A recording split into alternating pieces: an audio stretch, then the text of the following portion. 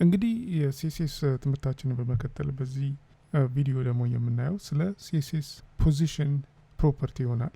ፖዚሽን ፕሮፐርቲ ጥቅሙ ምንድነው? እንዴት አድርገን የሲኤስኤስ ስታይልን ተጠቅመን የኤችቲኤምኤል ገጻችንን መሰረት የምናስይዝበት መንገድ ነው። ይህ ማለት ስትራክቸር የምንሰጥበት መንገድ ማለት ነው።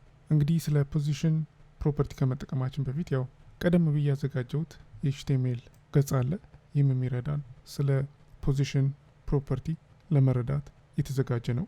እንደምናየው የኤችቲኤምኤል ባዲ ውስጥ የሜን ታግ ጨምር ያለ የሜን ታግ 3 ዲቮች ያጠቃልላል። እነዚህም የየራሳቸው ክላስ አላቸው እና እንደምናየው በቀኝ በኩል ወደ ስታይል ብንሄድ ያው እነዚህ ሁለቱ ከበፊት የሚያየናቸው ናቸው። ግን ይሄ የባዲ ታግን ወስደን ሙሉ ማርጅን ሰጥተነዋል እና ወደ ታች ስክሮል ለማድረግ ብለን ሀይቱንም 2000 አድርገነዋል እንደምናየው እዚህ እና ማርጅን ሰጥተነው ቦርደርም ሰጥተነዋል ለይተን እንድናየው።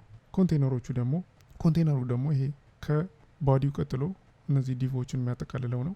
ባክግራውንዱ እንደምናየው ይሄ ነው። ይሄ ማለት ነው ፓዲንግ እና ማርጅን ሰጥተነዋል። ቦርደርም አለው እሱም እና እያንዳንዱ ዲቭ ደግሞ ራሱን የቻለ ቦርደር፣ ባክግራውንድ ከለር እና ፓዲንግ እና ማርጅን አለው እና ውስጡ እነዚህ ቴክስቶች አሉ እና ፖዚሽን ፕሮፐርቲን ተጠቅመን የተለያዩ አትሪቢዩቶች አሉት። እነሱን ለመረዳት እንሞክራለን። እንግዲህ ፖዚሽንን ለመጠቀም ያው እንግዲህ የምንጠቀማቸው ቫሊዎች የተለያዩ ናቸው። ፊክስድ አለን፣ ስታቲክ አለን፣ አብሶሉት እና ሬላቲቭ አለን እና እንዲሁም ስቲኪ ፖዚሽኒንግ የሚባልም አለ። እነሱን አንድ ባንድ እናያለን። እንግዲህ ኤችቲኤምኤል ፔጃችን ወይም ብራውዘራችን ባይ ዲፎልት የሚጠቀሙ ፖዚሽን ዋጋ አለ። ይህም ስታቲክ ነው። ይህን ለማረጋገጥ እንግዲህ እዚህ ጋር ምንም ፖዚሽን ፕሮፐርቲ አልተጠቀምንም። ግን ፖዚሽን ፕሮፐርቲ እንዳለው ለማረጋገጥ ራይት ክሊክ እናርግና ኢንስፔክት የሚለውን ክሊክ እናርገው። ከዛ ይህንን ዙም እናርገው እና ይህ እንደምናየው ገጻችን ነው እና እዚህ ኮምፒውት የሚለውን ክሊክ አድርገን እዚህ ጋር ፖዚሽን ብለን ታይፕ ብናደረግ ምንም አናይም። ይህ ምክንያቱ ምንድነው? ብራውዘር ስታይልን ሰሌክት አላደረግንም። ስለዚህ ብራውዘር ስታይልን ሰሌክት እናደርግና እንደምናየው የተለያዩ ፖዚሽን ዋጋዎች በኤችቲኤምኤል በብራውዘሩና በኤችቲኤምኤል ባይ ዲፎልት የተሰጠ አለ። እንደምናየው እዚህ ጋር ፖዚሽን የሚጠቀመው ስታቲክ ነው። እያንዳንዱ ኤሌመንት ላይ የምናየው ስታቲክ ነው። ስታቲክ የሆነበት ምክንያት ምንድነው? ምክንያቱም ምንም ስታይል ካልሰጠነው የፖዚሽን የኤችቲኤምኤል ገጹን ዶኪመንት ፍሎው ይጠቀማል። ይህ ማለት መጀመሪያ የምናየው ባዲ ነው። ከዛ በኋላ ኮንቴነሩ ይመጣል። ከዛ እያንዳንዱ ዲቭ አንድ በአንድ። ስለዚህ ይህ ዶኪመንት ፍሎው ስታቲክ ፖዚሽን ላይ አንድ በአንድ ይከታተላል ማለት ነው። ስለዚህ ባይ ዲፎልት ስታቲክ ነው የሚጠቀመው እና አሁን ወደ ስታይል ሲኤስኤስ እንመለስና ለእያንዳንዱ ክላስ ሩል ዲፋይን እናርግላቸው። እዚህ ጋር እንምጣና እንግዲህ የመጀመሪያው ፔጅ ናቭ ነው። ቀጥሎ ፔጅ ባዲ ነው። ቀጥሎ ደግሞ ፔጅ ፉተር ነው። ፔጅ ፉተር ብለን በዚህ መልክ ሴቭ እናርገውና እና አሁን እንግዲህ ፖዚሽን ኤሌመንት ስታቲክ ከሆነ ያው ቶፕ፣ ራይት፣ ባተም፣ ሌፍት የሚሉ ፕሮፐርቲዎች መጠቀም እንችላለን። ግን ስታቲክ ላይ ስታቲክ ፖዚሽን ከሆነ እነዚህን መጠቀም አንችልም። ይህንን ለማረጋገጥ ያው ቶፕ ብለን ወይም ያ ቶፕ እንበልና ለምሳሌ 200 ፒክስል እናርገው እና ሴቭ እናርገው። ይህንን እንዝጋውና ለውጡን እኔ ምንም ለውጥ የለም እንደምናየው። ምክንያቱም የፔጅ ናቭ ፖዚሽኑ ስታቲክ ነው ብለናል ባይ ዲፎልት። ስለዚህ ያንን ፖዚሽን መቀየር አለብን እና ከፊክስድ ፖዚሽኒንግ እንጀምርና ፖዚሽን ብለን ይህንን ፊክስድ እናርገው እና ይህንን ቶፕ ፕሮፐርቲ እናንሳውና ሴቭ ስናደርገው እንደምናየው የናቪጌሽን ዲቭ ናቪጌሽንን የሚይዘው ዲቭ ኢንላይን ኤሌመንት ሆኗል። ከዛ ደግሞ ከዶክመንት ፍሎው ውስጥ ወጥተዋል እዚህ ጋር እንደምናየው ማለት ነው። እና እንዳልኩትም ከዶክመንት ፍሎው ወጥቶ ኢንላይን ኤሌመንት ነው ብለናል። እንግዲህ ኢንላይን ኤሌመንት እንዳልነው ዊድዝ እና ሃይት ብንቀይር ምንም ለውጥ አያመጡ እና ኢንላይን መሆኑን ለማረጋገጥ እዚህ ጋር መተን ዊድዝ ብለን ለምሳሌ 600 ፒክስል እናርገው። እንደምናየው ኢንላይን ኤሌመንት አይደለም፣ ምክንያቱም ዊድዙ ተቀይሯል። እና ይሄ የሚያሳየ ምንድን ነው? ይህ ኤሌመንት ወደ ኢንላይን ብሎክ ኤሌመንት ተቀይረዋል ማለት ነው። እና አሁን ፊክስ ኤሌመንት ስለሆነ ያው የቶፕ ባተም እና ሌፍት እና ራይት ፕሮፐርቲዎችን መጠቀም እንችላለን። ስለዚህ ቶፕ እንበልና ለምሳሌ 200 ፒክስል እንስጠው እና ለውጡን እኔ እንደምናየው ወደ ታች ወርደዋል። ስለዚህ ማንን ሪፈር አድርጎ ወደ ታች እንደወረደ ለማረጋገጥ ይህንን 0 እናርገው። 0 ስናደርገው እንግዲህ የባዲውን ኤሌመንት ሪፈር ያርግ የቪውፖርቱን ወይም የፔጁን ወይ ብራውዘሩን አናቅም። ስለዚህ ይህንን ሙሉ ለማረጋገጥ ማርጅን እዚህ ጋር የሰጠነውን 0 እናርገው፣ ሌላ ማርጅን የለም። እንዲሁም የኮንቴነሩን ፓዲንግ 0 እናርገው። ይሄ ምንም ለውጥ አያመጣም። ናቪጌሽኑ ፓዲንግ አለው። አዎ እዚህ ጋር ማርጅን አለን። ስለዚህ ይህንን እንዳለን ተወውና ይሄኛውን ፓዲንግ እና ማርጅን 0 እናርግ።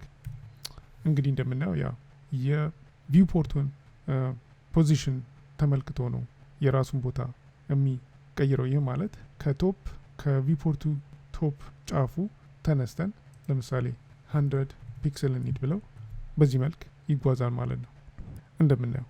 እና አሁን እንደነበረን ተውና እናም ሌላ ጸባይ የምናስተውለው ምንድን ነው እንግዲህ ቪውፖርቱን ዊድዝ ሀይት ሰጥተነዋል 2000 ፒክስል ብለን እና ሙቭ ባረግ እንደምናየው ይህ ዲቭ አንድ ቦታ ቁጭ ብሎ ነው የሚቀረው፣ ፊክስድ ነው፣ አይንቀሳቀስም።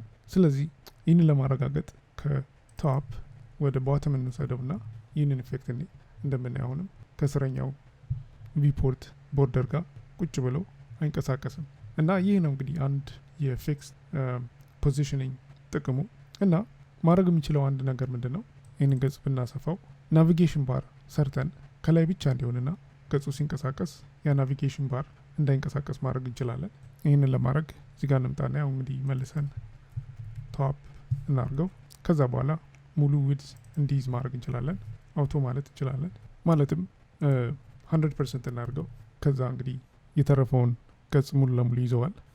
ግን እንደምናየው ይህንን ፊክስ ለማድረግ እዚህ ጋር መተን ቦክስ ሳይዚንግ ቦርደር ቦክስ ማድረግ እንችላለን እና እንደሚመስለኝ ማርጅን እና 0 ማድረግ እንችላለን።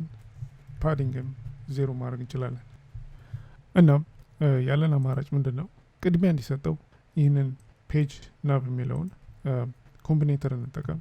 ያም ፔጅ ኮንቴነር ብለን ኮንቴነሩ ስለሚገኝ ስለዚህ እነዚህን ማርጅን በተለይ የቶፕ ማርጅኑን እንዲያነሳለን ማርጅንና ፓዲንጉን። ከዛ በግራና በቀኝ ደግሞ ትንሽ ችግር አለ እንደሚመስለኝ ፔጅ ኮንቴነሩ ላይ ያለ ፓዲንግ ይሆናል እና ማርጅኑን ብቻ እናንሳው እና ሌላ ቦታ እንዳለውም ያው ቦክስ ሳይዚንግ ቦርደር ቦክስ አድርገነዋል። ግን እነዚህን አሁን ይህን ማርጅን ባነሳው የሚስተካከል ይመስለኛል። እንደምናየው ከገጹ ወጥተዋል፣ ግን ናቪጌሽን ነው ገጹ ላይ ፊክስድ ሆኖ ቁጭ ብሏል። ይህንን ቀስ እያለን እናስተካክለዋለን። ግን ፊክስድ ከሆነ እንግዲህ ጥቅሙ ይሄ ነው፣ የፔጁ ውስጥ ያለው ውጤት እንዳለ ይቀመጥና ይንቀሳቀስና ፊክስድ ፖዚሽን የሚጠቀሙ በሙሉ ያው ፊክስድ ይሆናሉ ማለት ነው። እነዚህን አንኮመንት እናርጋቸውና ሴቭ እናርገው እና እስካሁን ድረስ እንግዲህ ይህንን ከግራ ያለውን ወይም ወደ ግራ የሄደበት ምክንያት ፊክስ ማድረግ ያልቻልንበት ምክንያት ምንድን ነው? እንግዲህ ቶፕ ብለን 0 አድርገነዋል። እንዳልኩት ፊክስድ ፖዚሽንን ከተጠቀምን ሌፍት ራይት እና ቦተም ፖዚሽንን ሬላቲቭ ቱ ከፓረንቱ ጋር ዋጋውን መስጠት እንችላለን። ስለዚህ ከግራ በኩል 0 ማድረግ ከፈለግን ሌፍት ብለን 0 ብናደርገው እንደምናየው አሁን ሙሉ ገጹን ሙሉ ለሙሉ ይዟል። እና ከፈለግንም ይህንን ማንሳት እንችላለን፣ አያስፈልገንም ለአሁን። ያንን ካነሳ ነው እንግዲህ እንደምናየው ትንሽ የባዲ ታጉን ማርጅን ይጠቀማል። ስለዚህ እንመልሰው እና ኮምቢኔተር ስንጠቀም ይሄ ሩል ቅድሚያ ህግ ስለሚሰጠው ወይም ቅድሚያ ስለሚሰጠው ወዲያውኑ ሌፍቱን 0 ያደርግልናል። እና ያው ዝም ብለን እዚህ ፓዲንግ መጨመር እንችላለን ከፈለግን። ለምሳሌ 10 ፒክስል ማድረግ ነው።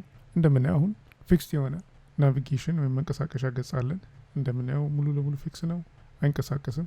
ገጹን ወደታች ወደ ላይ ስናደርግ ያ ናቪጌሽን ገጽ ቁጭ ብሎ ይቀራል ማለት ነው።